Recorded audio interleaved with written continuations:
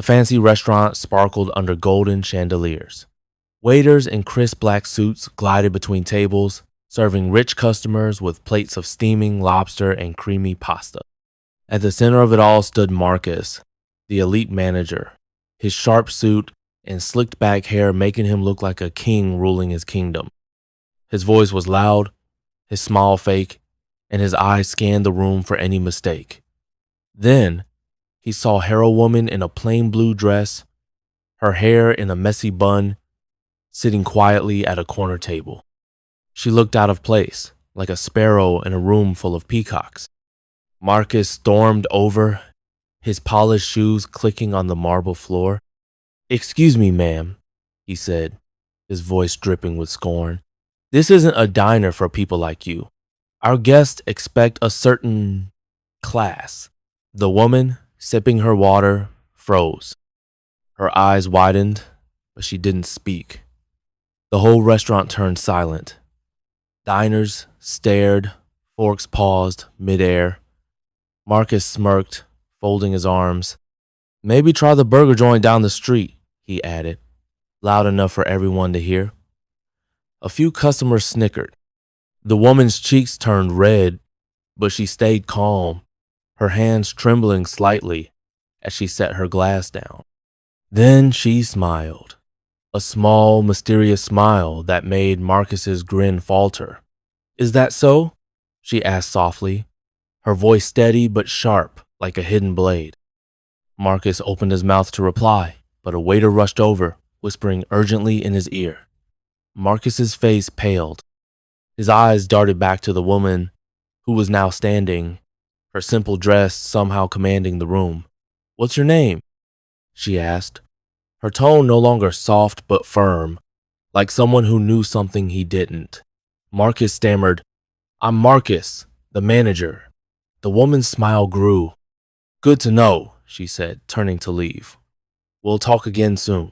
The restaurant buzzed with whispers as she walked out, leaving Marcus frozen, his heart pounding with a sudden, unexplained fear. What did she mean? Who was she? The day had started like any other for Marcus. He loved his job at La Belle Étoile, the city's most exclusive restaurant. He ruled it with an iron fist, barking orders at waiters and charming wealthy guests with his fake smile. He'd worked hard to climb from a lowly busboy to manager, and he wasn't about to let anyone ruin the restaurant's perfect image. To him, every detail mattered: the shine on the silverware, the crispness of the tablecloths, and, most importantly, the kind of people allowed inside. La Belle Étoile was for the elite, not for ordinary folks in cheap clothes. That morning, Marcus had been in a bad mood. The restaurant's owner, Mr. Harrington, had sold the place overnight. No one knew who the new owner was, only that they'd be visiting soon. Marcus hated the uncertainty. He thrived on control, and this mystery owner was a threat to his perfect world. So when he saw the woman in the plain dress walk in, her sneakers squeaking slightly on the floor, he snapped. She didn't belong. She wasn't rich or glamorous. She was ordinary. Marcus couldn't stand it. He'd mocked customers before, quietly shooing away those who didn't fit, but this time felt different. Her calm smile haunted him. Back in the present, Marcus stood in the empty dining room after the woman left. The waiters avoided his gaze, and the customers whispered among themselves. Something was wrong. The waiter who'd whispered to him had mentioned a rumor that the new owner wasn't some rich businessman, but someone unexpected. Marcus laughed it off nervously, but his stomach twisted. He replayed the woman's words in his head. "We'll talk again soon." Why did she say that? Was she just embarrassed, or was there something more? He shook his head, trying to focus. He had a restaurant to run. But then his phone buzzed. A text from an unknown number. "Meet me tomorrow at 9 a.m. La Belle Étoile. Don't be late." Marcus's heart sank. He stared at the message, his hands shaking. Who was this? Was it her?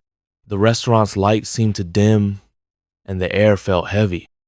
Marcus swallowed hard, realizing he might have just made the biggest mistake of his life. Marcus barely slept that night. The mysterious text message burned in his mind. Meet me tomorrow at 9 a.m. La Belle Étoile. Don't be late.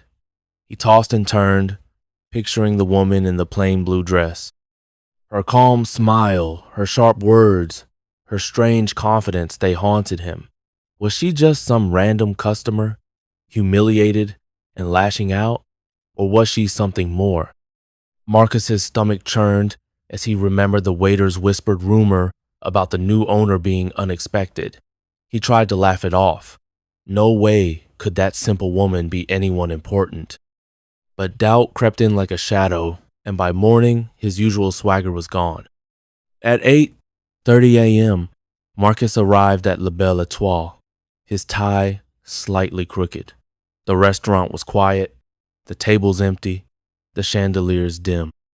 The staff was already bustling, preparing for the lunch rush. Marcus barked orders, but his voice lacked its usual bite. The waiters exchanged nervous glances. They'd all seen what happened yesterday, the way Marcus mocked the woman, the way she left with that eerie smile. Get to work, Marcus snapped, trying to shake off his unease. He checked his phone again.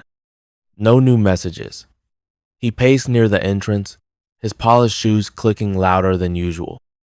At exactly 9 a.m., the door swung open. Marcus's heart skipped a beat, expecting the woman in the blue dress. But it was just Mr. Carter, the restaurant's accountant, clutching a thick folder. Marcus, we need to talk, Carter said, his face grim.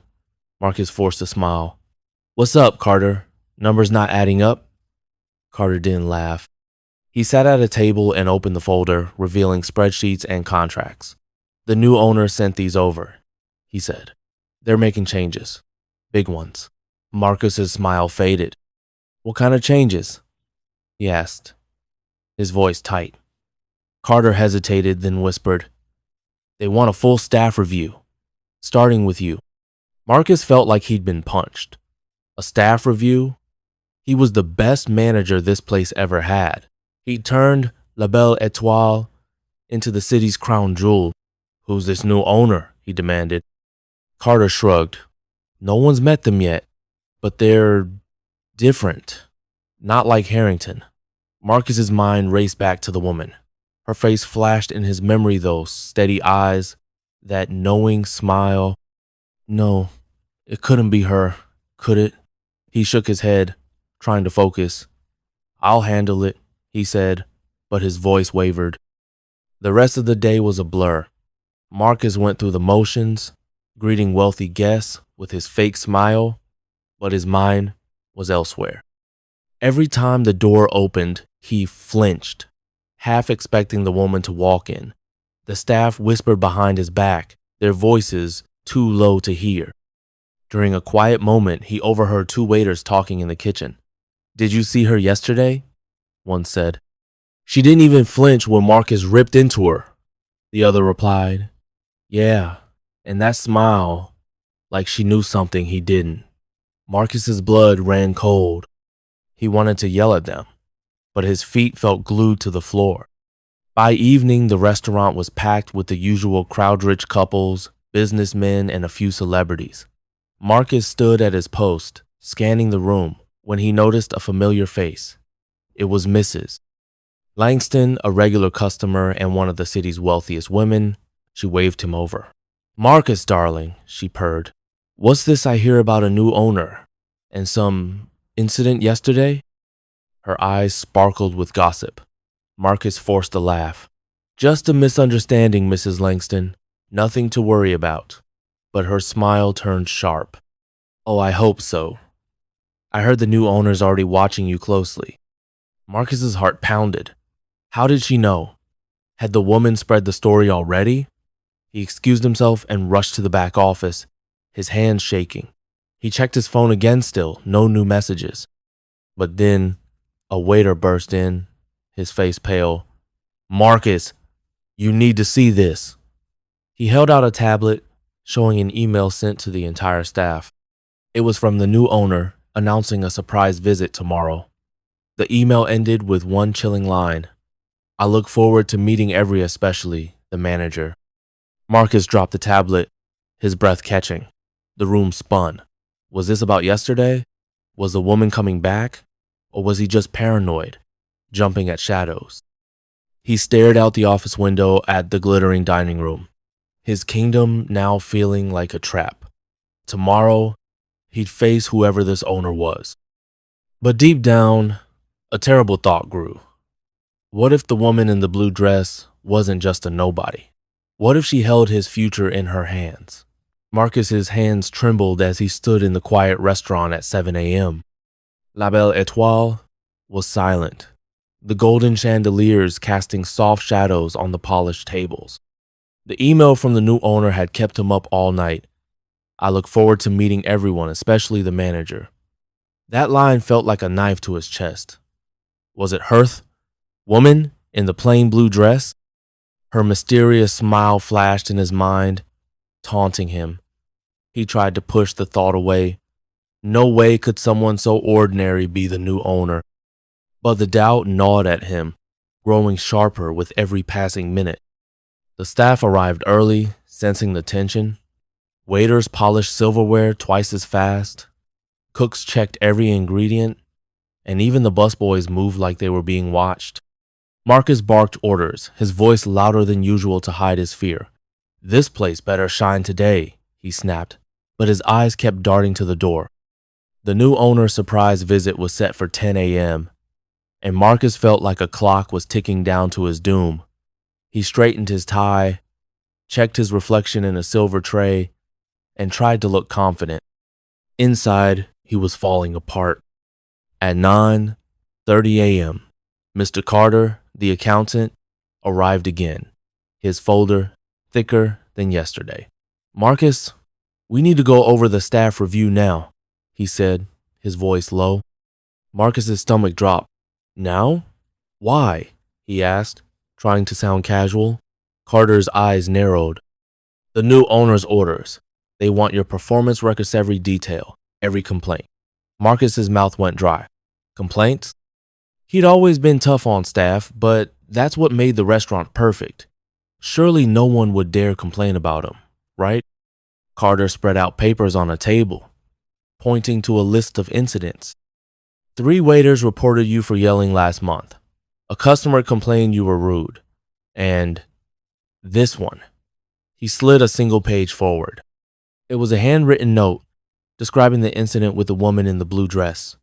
Unprofessional behavior toward a guest, it read. Marcus's heart stopped. Who wrote this? He demanded, his voice shaking. Carter shrugged. It's anonymous, but the owner saw it. They're not happy. Marcus's mind raced. Anonymous? Was it her? Or someone else in the restaurant that night? The clock struck 10 a.m. The door swung open, and the room fell silent. Marcus's breath caught as the woman in the blue dress walked in. But she wasn't in a plain dress today. She wore a sharp blazer, her hair neatly pulled back, and her eyes locked on Marcus like a hawk spotting prey. The staff froze, their whispers dying. She carried a leather notebook, and behind her stood 2 men in suits. Lawyers. By the look of them, Marcus's legs felt weak. Good morning, she said, her voice calm but commanding. I'm Elena Harper, the new owner of La Belle Étoile. The room spun. Marcus's jaw dropped. The woman he'd mocked, the one he told to go to a burger joint, was the owner? His mind screamed, but his mouth couldn't move. Elena walked toward him, her heels clicking on the marble floor. Marcus, isn't it? She asked, her smile sharp enough to cut glass. We need to talk about your behavior yesterday. The staff gasped. Customers at nearby tables leaned closer, sensing drama. Marcus stammered, I didn't know. I thought. Elena raised a hand, silencing him. You thought I didn't belong, she said. Let's see if you belong here. She turned to Carter, nodding. He opened his folder and began reading a list of Marcus's mystic, savory, harsh word. Every time he'd snapped at staff, every complaint he'd ignored. Marcus's face burned as the staff stared. Elena listened, her expression unreadable. When Carter finished, she looked at Marcus. This restaurant is my dream, she said softly, but it's not a place for cruelty. You have one chance to explain yourself. Choose your words carefully. Marcus's heart pounded. He opened his mouth, but no words came. The restaurant, his kingdom, felt like it was crumbling. Elena's eyes held no mercy, only strength. He'd mocked her, humiliated her, and now she held his fate. What could he say? Would she fire him? Or was there something worse coming? Before he could speak, Elena's phone buzzed. She glanced at it, her face darkening.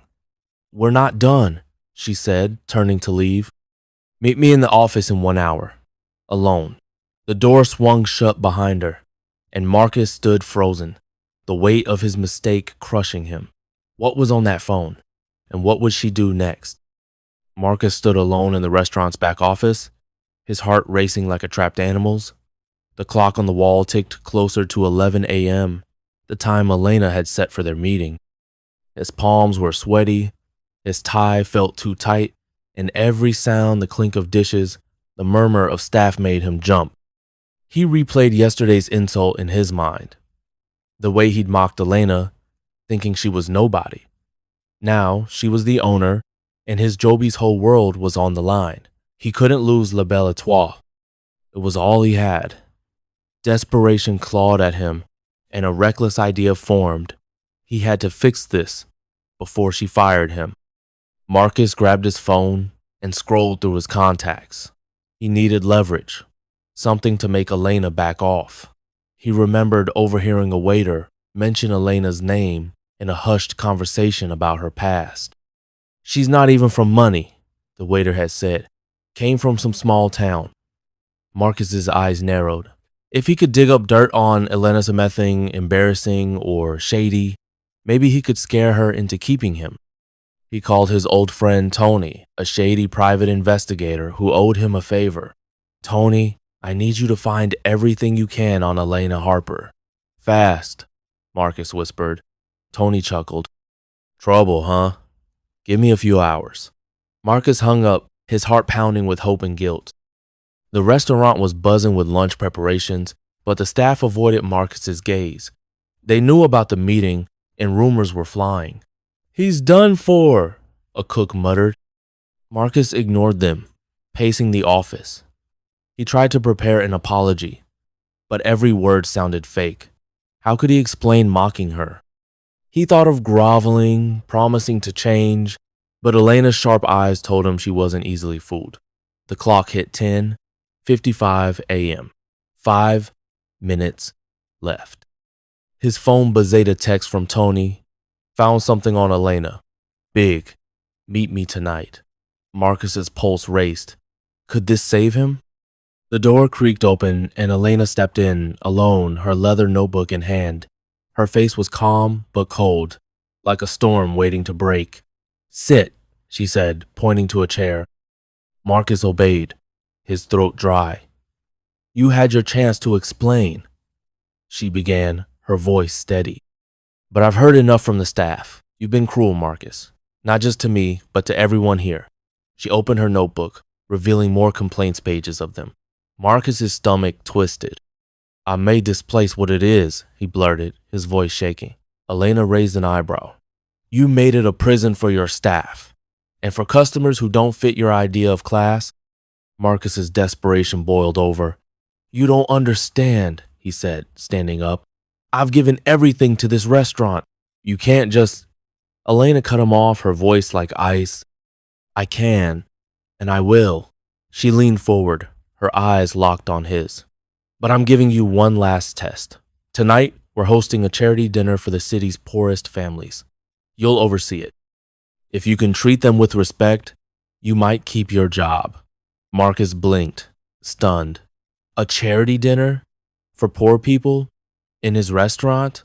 Before he could argue, Elena's phone buzzed again. She glanced at it, her face tightening. We'll finish this later, she said, standing. Don't disappoint me, Marcus, or you're out. She left, and Marcus collapsed into the chair, his mind spinning. A charity dinner was his last chance, but Tony's text burned in his pocket. Whatever Tony found could be his way out or his biggest mistake yet. As the restaurant's lunch crowd grew louder, Marcus heard a crash from the kitchen, followed by a shout. He ran out, heart pounding, to find a waiter standing over a broken plate, his face pale. "It was an accident," the waiter stammered. But behind him, Marcus saw a familiar figure slip out the back door, a man in a dark coat, watching him. Was it Tony? Or someone else entirely?